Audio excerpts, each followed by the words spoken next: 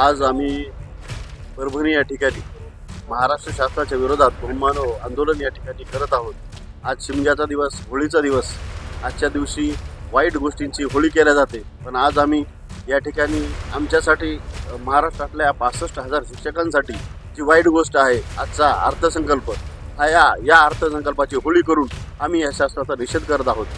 इलेक्शनपूर्वी, निवडणुकीपूर्वी सर्व मंत्री महोदयांनी आम्हा सगळ्यांना आश्वासन दिलं होतं। आम्ही आझाद मैदानावर उपोषणाला बसलो होतो की आम्ही तुम्हाला हे पुढील वाढीव टप्पा येणाऱ्या काळामध्ये देऊ, आणि त्या संदर्भात 10 ऑक्टोबर 2024 रोजी मंत्रिमंडळामध्ये बैठक घेण्यात आली।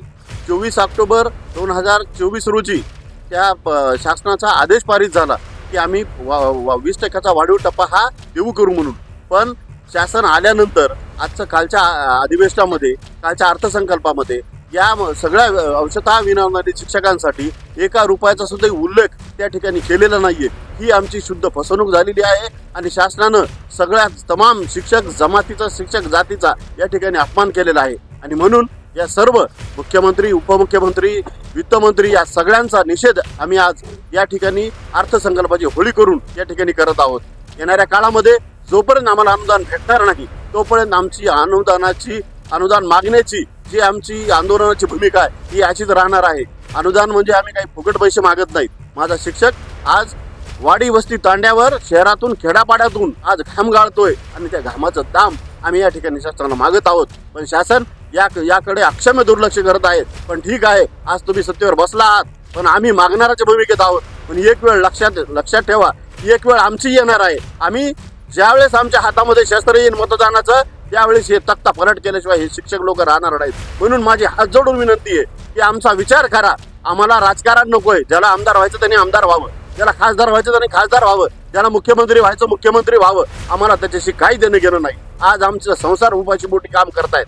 आज आमचा संसार उघड्यावर पडायची वेळ आलेली आहे। माझे बांधव या ठिकाणी रिटायरमेंटला आलेले आहेत, पण आज त्यांना आजही 100% पगार मिळत नाही। म्हणून आज आमची शासनाकडे ही मागणी आहे की लवकरात लवकर आमच्या सगळ्यांच्या पगारांची व्यवस्था शासनाने करावी। यापूर्वी आपण मोर्चा काढला होता मोठ्या प्रमाणात, पण शिक्षण मंत्री असो किंवा शिक्षक आमदार असो यांना काहीही फरक पडला नाही। आपलं पुढचं पाऊल काय राहील? हे पहा, आम्ही शिक्षक आहोत। आम्ही सनदशीर मार्गाने जाणार आहोत। संवेदशील भाषेमध्येच आम्ही घोषणा देणारी माणसं आहोत। आमचं काम आम्ही आमच्या पद्धतीने करत आहोत। आम्ही आमच्या पद्धतीनं पोटतिडकीनं या ठिकाणी उपोषणाची भूमिका घेतलेली आहे। आझाद मैदानावर 54 दिवस आमचे बांधव त्या ठिकाणी बसले होते, पण शासनानं कुठंतरी ऐकल्याचं दाखवलं, सोंग घेतलं आणि एक खोटा त्यांनी GR त्या ठिकाणी पारित केला। त्यामुळे आमच्या सगळ्यांच्या आशा पल्लवित झाल्या। आम्हाला असं वाटलं की आता हे अनुदानाचं आमचं काम झालेलं आहे, पगार आता पुढच्या महिन्यात आम्हाला मिळेल। पण शासनानं त्यांचा GR खोटा ठरवत या ठिकाणी आमच्या प्रश्नाला बगल दिलेली आहे। म्हणून आंदोलन त्या ठिकाणी आम्ही जे थांबवलं होतं ते आज होळीच्या निमित्तानं आजपासून आम्ही आंदोलनाला सुरुवात करत आहोत।